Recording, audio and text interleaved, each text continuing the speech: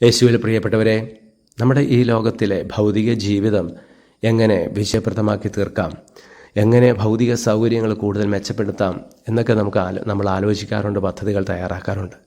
പഠനത്തിൽ മികവ് പുലർത്താൻ എന്താണ് ചെയ്യേണ്ടത്, എൻട്രൻസ് പരിശീലനങ്ങളെക്കുറിച്ചുള്ള ചർച്ചകൾ, അതുപോലെ നല്ലൊരു ജോലി കിട്ടുവാൻ എന്തൊക്കെയാണ് ചെയ്യേണ്ടത്, ബിസിനസ് വിജയിക്കുവാൻ തന്ത്രങ്ങൾ, ഇങ്ങനെയുള്ള ഒത്തിരി കാര്യങ്ങളെക്കുറിച്ച് നമ്മൾ ആലോചനകൾ, പദ്ധതികൾ സമയമെടുത്ത് നടത്താറുണ്ട്. അതൊക്കെ ആവശ്യമാണ് താനും. എന്നാൽ അതോടൊപ്പം ഏറ്റവും പ്രധാനപ്പെട്ട കാര്യങ്ങൾ നമ്മൾ പലപ്പോഴും വിട്ടുപോകുന്നുണ്ട്.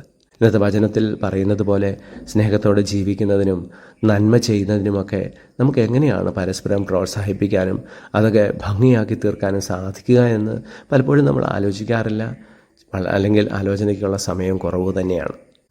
ഏറ്റവും പ്രധാനപ്പെട്ടത് അതാണ് എന്ന് വചനത്തിലൂടെ നമുക്ക് മനസ്സിലാക്കാനാവും.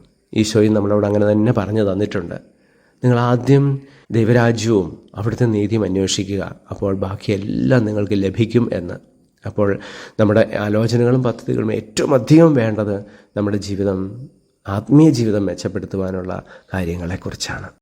സ്നേഹനാഥനായ ഈശോയെ, ഞങ്ങളുടെ ആത്മീയ ജീവിതം എങ്ങനെ മെച്ചപ്പെടുത്താമെന്ന് വിശദമായി ചർച്ചകൾ ചെയ്ത് അതിലൂടെ ഭൗതിക ജീവിതത്തിനും വളർച്ചയുണ്ടാകുവാൻ ഇടയാകട്ടെ. ഞങ്ങളെ അനുഗ്രഹിക്കുമാറാകണമേ, ഇപ്പോഴും എപ്പോഴും എന്നേക്കും. ആമേൻ.